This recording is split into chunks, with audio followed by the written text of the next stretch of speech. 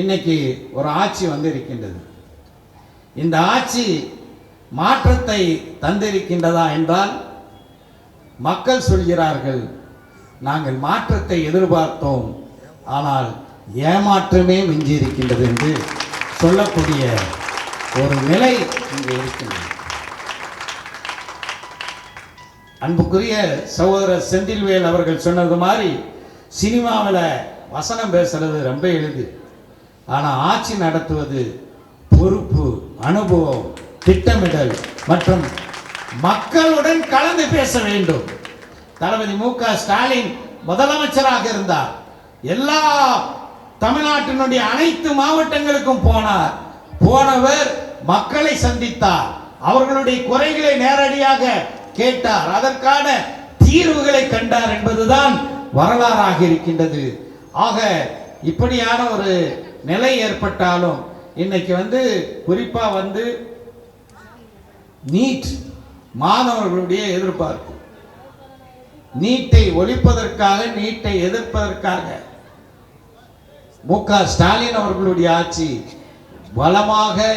பலமாக எதிர்த்தது. இந்த ஆட்சி என்ன செய்ய போகின்றது என்பது மிகப்பெரிய ஒரு கேள்விக்குறியாக இருக்கின்றது. நாம் என்ன விரும்புகின்றோம்? தமிழ்நாட்டு மக்கள் என்ன விரும்புகிறார்கள்?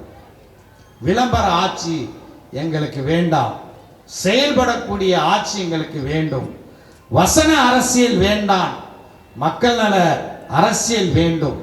பிம்ப அரசியல் வேண்டாம், பொறுப்புள்ள நிர்வாகம் வேண்டும் என்று ஏங்குகிறார்கள். ஆனால் இந்த ஏக்கத்தை இப்போது எப்படி நிறைவேற்றுவது?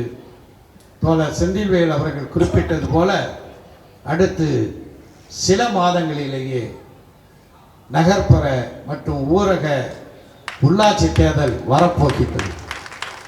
அந்த உள்ளாட்சி தேர்தலில் உண்மையிலேயே மக்கள் விரும்பக்கூடிய ஆட்சி திராவிட முன்னேற்ற கழகத்தின் தலைமையிலான ஆட்சிதான் என்பதை எடுத்து சொல்லக்கூடிய வகையில் பொறுப்புணர்வுடன் நம்முடைய வாக்குரிமையை பயன்படுத்த வேண்டும் என்று சொல்லி நடந்து முடிந்த சட்டமன்ற தேர்தலிலே உங்கள் அனைவருக்கும் தெரிந்த செய்தியாகத்தான் நிச்சயமாக இருக்கும். நாம் பேசிக்கொண்டிருக்கின்ற இந்த துறைமுகம் தொகுதியே அதற்கு ஒரு சாட்சி. அது மட்டுமல்ல, தேர்தல் முடிவுகள் வந்த ஒரு சில நாட்களில் ஆங்கில தி ஹிந்து நாளிதழிலே நடுப்பக்கத்தில் தேர்தல் முடிவுகளை ஆய்வு செய்து ஒரு கட்டுரை வெளியானது. அந்த கட்டுரை ஒன்றை மிக தெளிவாக குறிப்பிட்டது.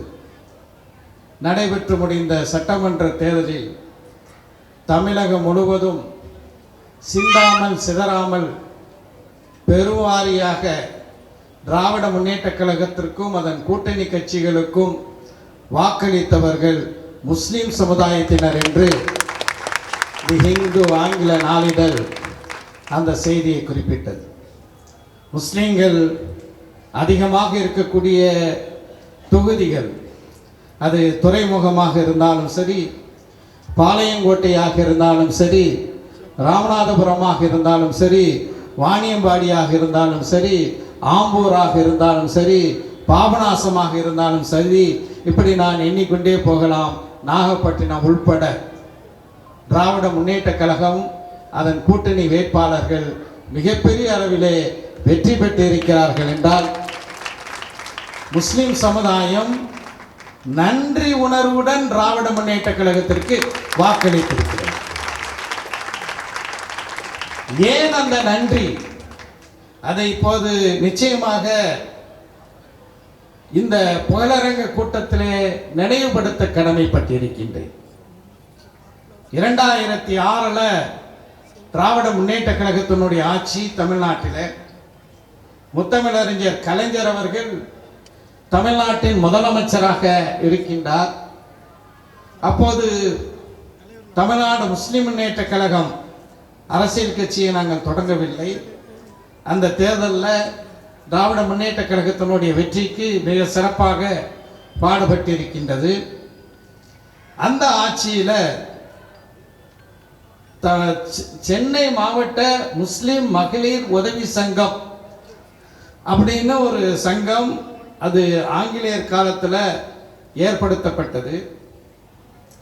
அந்த சங்கத்தை உயிர்ப்பித்து மாவட்டந்தோறும், அதாவது சென்னை மாவட்டத்தில் மட்டும் முஸ்லிம் மகளிருக்கு, வறிய முஸ்லிம் மகளிருக்கு உதவிகள் செய்யக்கூடிய சங்கம். இந்த சங்கத்தை, சென்னை மாவட்டத்தில் இருக்கக்கூடிய சங்கத்தை தமிழ்நாடு முழுவதும் எல்லா மாவட்டங்களிலும் நீங்கள் தொடங்க வேண்டும் என்ற ஒரு கோரிக்கையை நாங்கள் முத்தமிழறிஞர் கலைஞரிடம் சொன்னோம். முத்தமிழறிஞர் கலைஞர் அதை ஏற்றுக்கொண்டு அந்த சங்கம் தமிழ்நாடு முழுவதும் செயல்பட்டு மகளிர் பயன்பெற்று வருகிறார்கள். அதற்கு நாங்கள் நன்றி சொல்ல கடமைப்பட்டு இருக்கின்றோம். அந்த கடமையை தான் நிறைவேற்றி இருக்கின்றோம்.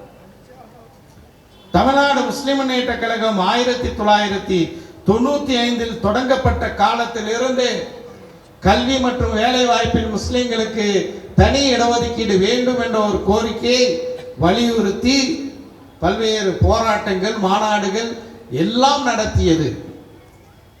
2006 கலைஞர் தேர்தலிலே போட்டியிடும் போது எங்களுக்கு இந்த இடஒதுக்கீடை நீங்கள் ஆட்சிக்கு வந்தால் தர வேண்டும் என்ற ஒரு கோரிக்கையை நாங்கள் கலைஞர் அவர்களை சந்தித்து அந்த கோரிக்கையை நானும் அப்போது எங்களுடைய பொதுச் செயலாளராக இருந்த ஹைதர் அலியும் முரசொலி அலுவலகத்தில் சந்தித்து முத்தமிழறிஞர் கலைஞரிடம் அந்த கோரிக்கையை வைத்தோம். நிச்சயம் செய்து தருவேன் என்று வாக்குறுதி அளித்தார். ஆட்சிக்கு வந்தார். 2007 செப்டம்பர் மாதம் முஸ்லிம்களுக்கு கல்வி மற்றும் வேலை வாய்ப்பில் 3.5 விழுக்காடு தனி இடஒதுக்கீடை வழங்கியவர் முத்தமிழறிஞர் கலைஞர் என்பதை இந்த நேரத்தில் நினைவுபடுத்த விரும்புகின்றேன். இதன் காரணமாக பல்வேறு கல்விக்கூடங்கள், உயர்கல்விக்கூடங்கள், அங்கெல்லாம் முஸ்லிம்கள் சென்று படிப்பது மிக சிரமம், இடமே கொடுக்க மாட்டார்கள். ஆனால் கலைஞர் 3.5 விழுக்காடு இடஒதுக்கீடு கொடுத்த பிறகு கட்டாயமாக பிற்படுத்தப்பட்ட முஸ்லிம் மாணவர்களை தேடி தேடி இடங்களை கொடுக்க வைத்தவர் முத்தமிழறிஞர் கலைஞர் என்பதை நினைவில் கொண்டுதான் சிந்தாமல் சிதறாமல் நடந்து முடிந்த சட்டமன்ற தேர்தலில் கலைஞரின் புதல்வர் தளபதி மு.க. ஸ்டாலின் அவர்கள் தலைமையிலான திமுக கூட்டணிக்கு முஸ்லிம்கள் வாக்களித்தார்கள். இதற்காக வேண்டி இந்த முஸ்லிம்களுக்கு இடஒதுக்கீடு கொடுப்பதற்காக வேண்டி, கொடுத்ததற்கு நன்றி தெரிவிப்பதற்காக வேண்டி ஜவஹர்லால் நேரு உள் விளையாட்டு அரங்கில் ஒரு பெரிய நன்றி அறிவிப்பு மாநாட்டையே நடத்தினோம். அந்த மாநாட்டில் பேசினார் கலைஞர். என்ன சொன்னார் தெரியுமா? ஒரு கருணை இல்லம் போல, பிற மக்களுக்கு உதவி செய்வது போல தமிழ்நாடு முஸ்லிம் முன்னேற்ற கழகம் பட்டிய தொட்டியெல்லாம் ஆம்புலன்ஸ் சேவையை நடத்தி வருகிறது. உங்களுடைய 31 ஆம்புலன்ஸோடு சேர்ந்து நான் என் சொந்த செலவில் 2 ஆம்புலன்ஸ்களை தமிழ்நாடு முஸ்லிம் முன்னேற்ற கழகத்துக்கு தருகிறேன் என்று சொன்னதோடு மட்டுமல்லாமல் 2 தினங்கள் கழித்து அவருடைய இல்லத்திற்கு எங்களை அழைத்து 2 பெரிய சுராஜ் மஸ்தா டெம்போ டிராவலர் என்ற 2 ஆம்புலன்ஸ்களை கலைஞர் தந்ததையும் இந்த நேரத்தில் நான் நன்றியுடன் நினைவு கூற கடமைப்பட்டு இருக்கின்றேன். ஆக முத்தமிழறிஞர் கலைஞர் ஏதோ முஸ்லிம் சமுதாயத்திற்கு மட்டும் இத்தனையும் செய்தார் என்று நான் சொல்ல வரவில்லை.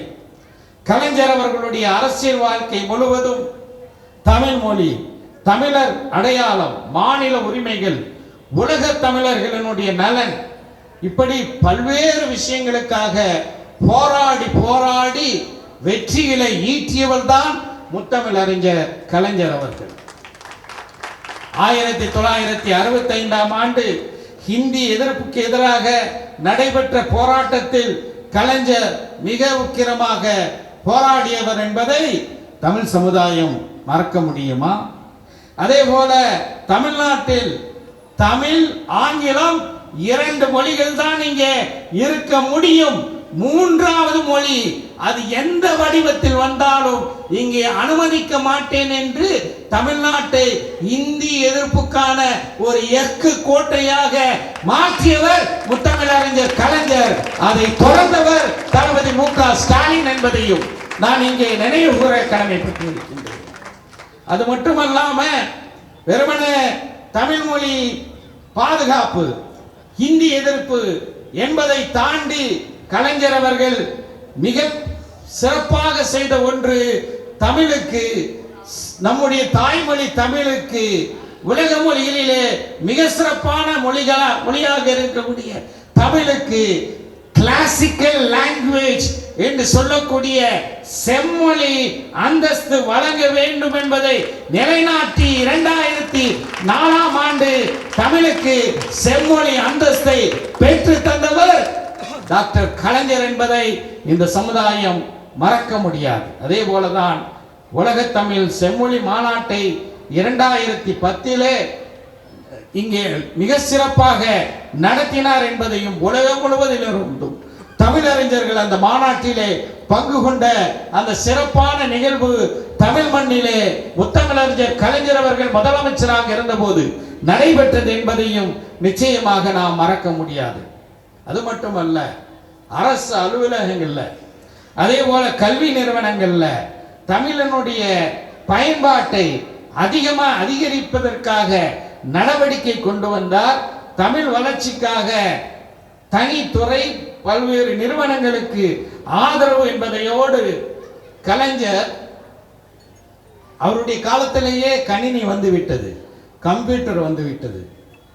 தகவல் தொழில்நுட்ப வளர்ச்சியுடன் தமிழையும் இணைக்கும் முயற்சிகளில் கலைஞர் ஈடுபட்டு தமிழ் கணினி பயன்பாடு மற்றும் மின்னணு தமிழ் வளர்ச்சிக்கு மிக சிறப்பான ஆதரவை அளித்தவர் கலைஞர் என்பதை நாம் இங்கே மறக்க முடியாது. இன்றைக்கு காவேரி படுகை மாவட்டங்களில் மேகதாது அணை திறக்கப்படுமா, காவேரி நீர் வருமா, குறுவை சாகுபடியை செய்ய முடியுமா என்ற ஏக்கத்தோடு இருக்கின்றார்கள். இப்படி ஆண்டுதோறும் காவேரி நீருக்காக, நம்முடைய உரிமைக்காக பாடுபடக்கூடிய அந்த சூழல்ல காவேரி பிரச்சனை குறித்து தொடர்ந்து ஒன்றிய அரசுக்கு அழுத்தங்களை கொடுத்து காவேரி நடுவர் மன்றம் அமைப்பதற்கு முதன்மையாக பாடுபட்டவர் முத்தமிழறிஞர் கலைஞர் என்பதையும் தமிழ் சமுதாயம் நிச்சயமாக மறக்க முடியாது. அதே போலதான் இலங்கை தமிழர்களுக்காக இருக்கட்டும், முல்லை பெரியார் பிரச்சனையாக இருக்கட்டும், இவற்றுக்கெல்லாம் மிக சிறப்பான ஒரு பங்களிப்பையும், அதே போல மாநில சுயாட்சிக்காக, மாநிலங்களுடைய உரிமைகளை தக்க வைப்பதற்காக மிக சிறந்த முன்னெடுப்புகளை செய்தவர் முத்தமிழறிஞர் கலைஞர் என்பதை நிச்சயமாக மறக்க முடியாது. அவருடைய வழியிலே தான் கடந்த 5 ஆண்டுகளாக நடைபெற்ற திராவிட முன்னேற்ற கழகத்தின் தளபதி மு.க.